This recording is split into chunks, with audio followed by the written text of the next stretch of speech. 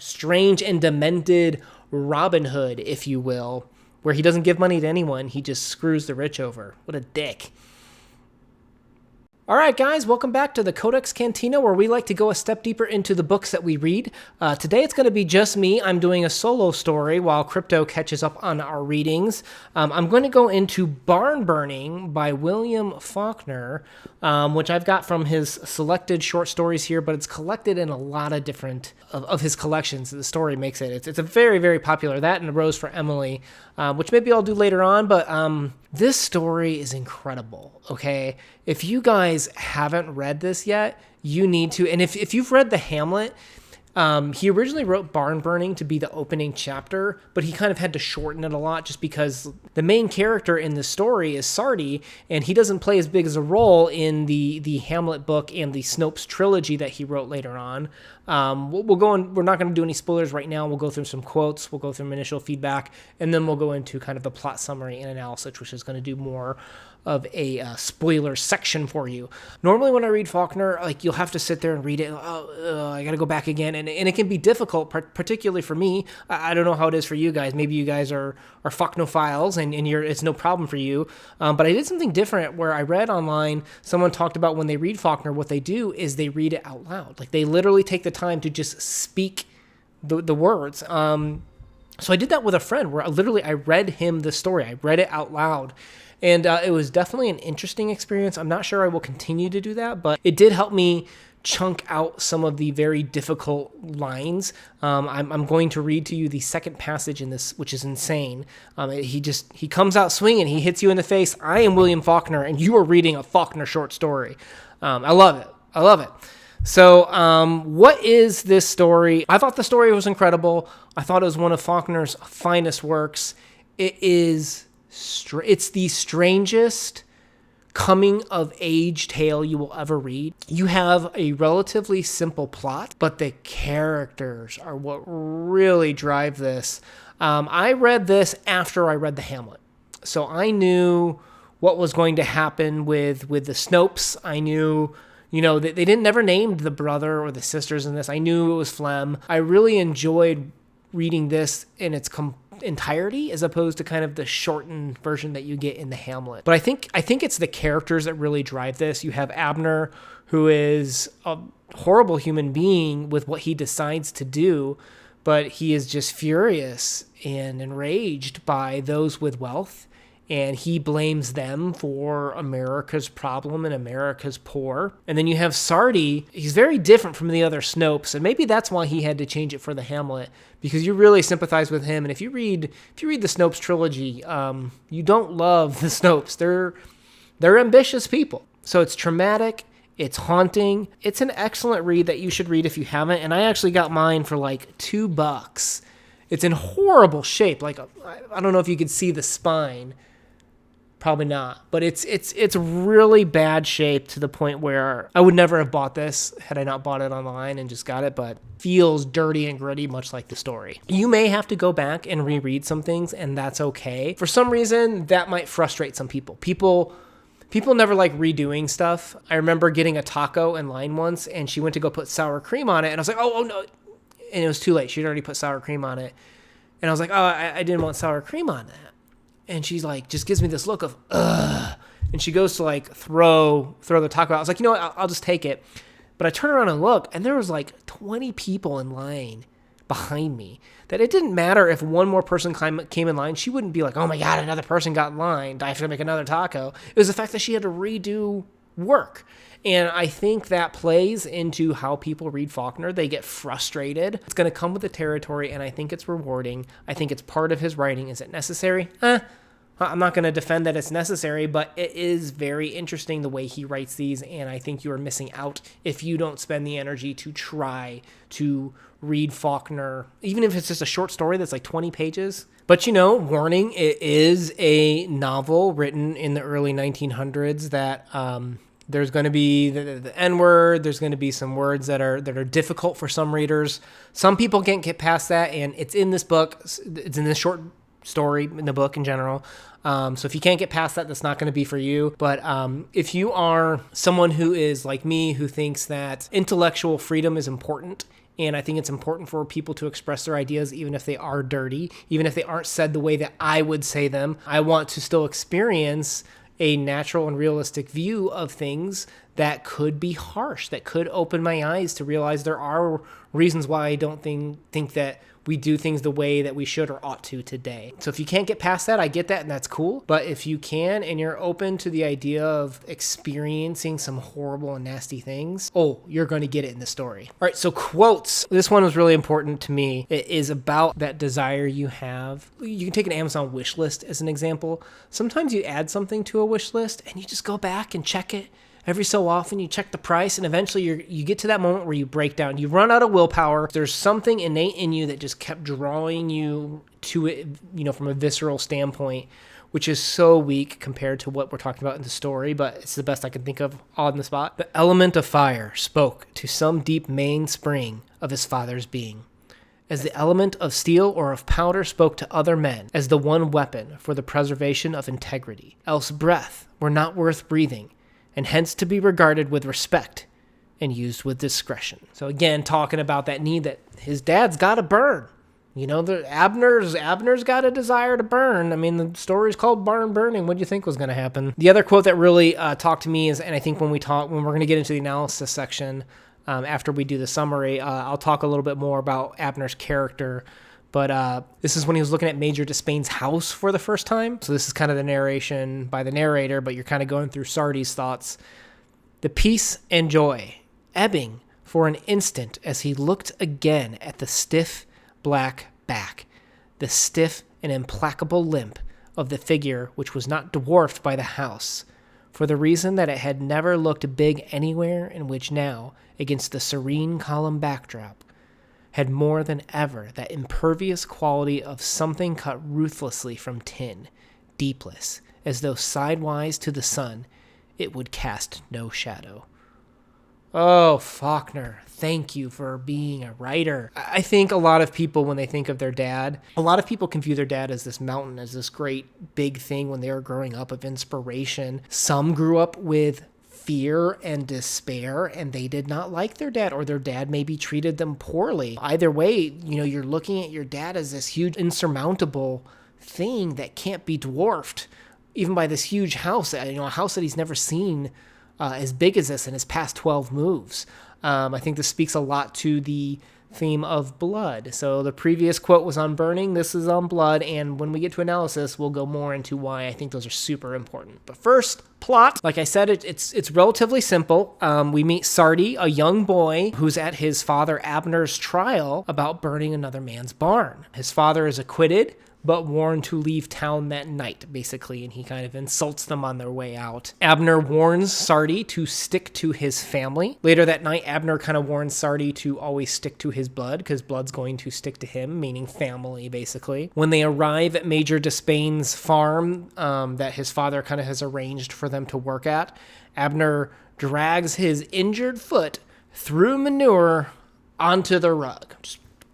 And then later they're kind of asked to clean the rug because he rubbed manure all over it. So Abner uses lye and just rubs it raw to it's in a worse shape than when it was given to him. Major Despain wants to charge him 20 bushels of extra pay. They go to court and they find Abner guilty, but only find him guilty for 10. Well, the charges are 10 bushels instead of 20 bushels. And at the end, Abner goes to burn Despain's barn, but Sardi escapes, warns Major Despain. Gunshots are fired as Sardi leaves his family and his blood behind. And that's the story, which on a surface level may not seem very exciting, but let's talk about what some of the bigger things are that are going on in this text. So first, let's talk about Faulkner's writing. I think that's one of the most important things. That if you're not into Faulkner right now, if you're a Faulknophobe, I get it. But if you are unaware of who Faulkner is, or you are a Faulknophile, you'll know what I'm talking about. I want to talk about how this book just comes out swinging with the second line. It is basically an entire page-long description, stream of conscious writing, where it's just whatever comes to my brain I'm going to write about, where he talks about the smell of what he experiences and the pull of blood, the smell of blood. And when you first read this, you're like, why are we listing off this thing? Why are you explaining cheese? But as you get into it and you realize what that bloodline was, that he's talking about family and being related to someone, and how sometimes you feel obligated to in this case, Sardi, to lie to a justice of peace to defend his father's honor's innocence via lying because he's related to him. That's a very serious condition and really difficult to put a 10-year-old boy in, right? But you don't know that right away when he first mentions the pull of blood, and it's brought out through future paragraphs. When he's talking about the pull of blood, you got to stick to your blood, that you start to realize what he's getting at. And I think that's why when you go back and read it, it can be a lot more rewarding of just like, hey, I didn't get that at first. Oh, the opening page told me exactly what the pull of blood was going to be about, what this book's going to be about. I just didn't understand it at the time. Is that good writing? I'll leave it up to you, but I think it's very rewarding when you dig into it and can really understand it. Blood and fire, let's talk about it. Fire. So when you light something on fire, what does that do? It changes the essence of it. There's no undo button. You can't control Z when you burn a house down, when you burn a twig. Fire permanently changes what the object is once it's burnt. And we see that element brought into this story. Every time Abner burns something, the family has to move. They've had to move 12 times now because he's burned down a farm through his form of justice of fighting the rich for the poor. He's a strange and demented Robin Hood, if you will, where he doesn't give money to anyone. He just screws the rich over. What a dick, But every time he's insulted, that's how he gets his revenge, is through burning. And he'll insult the town and then he'll leave. So you kind of saw this in the text where when Abner's leaving the court, Faulkner, he just says, so speaking of, he's walking out to his cart, it just says, it stood in a grove of locust and mulberries across the road. That's it. In that one little sentence, how much did he convey to you, right? Locusts, what do? They consume something, they change the landscape, and then they move on. Mulberry's a very famous symbol of death. I think it was Romeo and Juliet, where the star-crossed lovers killed themselves under the mulberry tree. So I think some authors have started to use that to represent death in writing. They move on, and then when they stop for him to have that speech about blood, there are some very brief sentences again about the beautiful, cool landscape with a niggard fire, a controlled fire that he's built. So you kind of see how fire has represented the burning of the old and passing on to the new with him. So basically, every time he's going to run into a landlord that has more money, he views himself as the prophet that is going to basically teach them their place, that they are not better, and that they're only getting their riches through stealing through the poor in Abner's sense of vision. But it's these ideas that make him more machine-like. You'll notice that throughout the text, there's been a couple tin-like descriptions. They're describing him as more machine than he is man. And even when he strikes Sardi, he strikes him without heat. Hard, but without heat. And that's just because of the type of man that he is. All right, so let's talk about blood now. With the opening lines, you have, that first reference of blood. You didn't get it at first, but when you go back, at least I didn't get it at first, but when you go back, it makes a lot more sense. Let's think about who the main character is. Sardi.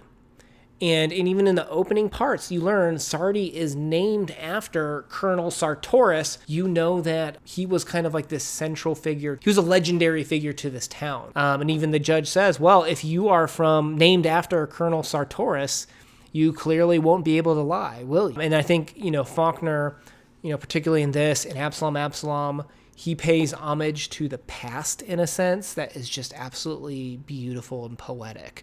After the court session, they head outside and the family sitting in the wagon, and they have a bunch of broken down bed, chairs, but they have a mother of pearl clock that's part of her dowry that doesn't even work. Why keep a clock that doesn't work? It's part of your past. It's part of your blood that you're bringing along with you on this journey. Then they get to the hill where he gives them the speech about that you got to stick to blood or you're going to have nothing that sticks to you. To Abner, the laws of family almost override, or he puts them aside as different from the laws of society. I mean, he was a deserter in the army. He joined the Confederate Army, but was stealing horses for money. He was shot, and that's how he got his injured leg. But we see that he was this mercenary that had no loyalty to anyone but his family, is evidently. And we see that all the way to the end when he needs someone to hold Sardi. He makes a specific point. He doesn't want the sister-in-law to hold him because it's a sister-in-law to him. That's not blood. He makes his wife hold this son. The wife that is a direct bloodline. And I think, you start to realize how important family heritage is. When you're reading this, you might not realize in a first, just when you're looking at it at a surface level, all these familial and blood-related references. But when you look a little bit deeper, you start to realize putting a boy in to testify against his father, keeping these clocks, having the mother as opposed to the mother-in-law. These are all comments on the pull of blood. And we start to realize that this is, Sardi growing up here. There's been several references where he says, well, maybe dad won't do it this time. Maybe he got it out of his system. I think that was one of the direct quotes there. And that's his innocence, right? He's a boy that has this vision of the world, and it gets perverted when his father doesn't stop burning. And he's got to leave that childhood state and become a man. His father even challenged him. He said, you're getting to be a man. You need to learn.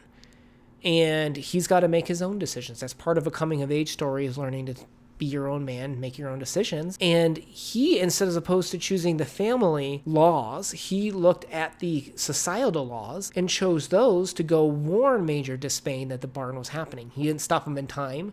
We know that because when he was riding away, they mentioned the glare when you hear the two shots, which if you just read the story, you might be worried that the Snopes got shot. And I think it is ambiguous, but obviously they went to live on in the Snopes trilogy. So what happens to Sardi? So he gave up his bloodline to become his really weird coming of age story. Just like the fire, he doesn't go back to his family after that. Right? He left. He moved on. We don't hear about him anymore because he runs away to be his own man. But we know he's okay because Faulkner does that really weird.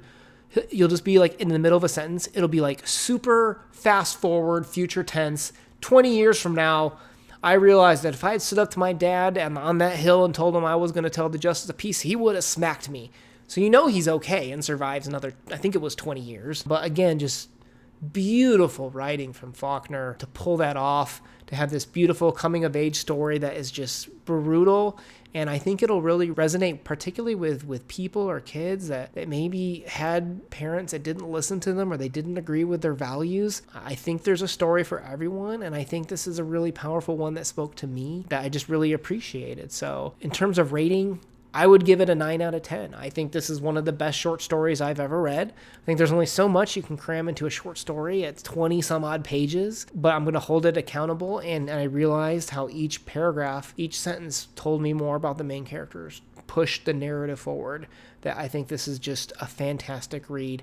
And if you haven't read Faulkner, or if you haven't picked up his short stories and have only done The Sound and the Fury, you're missing out. You got to keep going deeper. And I think that you will really be rewarded by spending some effort and time into reading some of these short stories. I think what we'll do, we'll probably do some more Faulkner short stories, particularly as we wait for crypto to catch up on some of our books. If you like Faulkner, we're doing The Reavers at the same time. We're starting that next week, and we're going to do a Let's Read. So we'll do a couple chapters at a time, break down what our thoughts were of that chapters, talk about where we think where it's going and any literary criticism that we have for it, and move on from there. So with that, guys, I hope you got as much out of barn burning as I did. Keep on reading, keep enjoying the time. If crypto would smack me if I didn't say, if this taught you something, or if you didn't enjoy your time talking about this, please consider hitting that subscribe button. It helps us out. And maybe if you want to talk more about Faulkner, please join us in the comments section to talk about what you got out of the book. All right, guys, take it easy.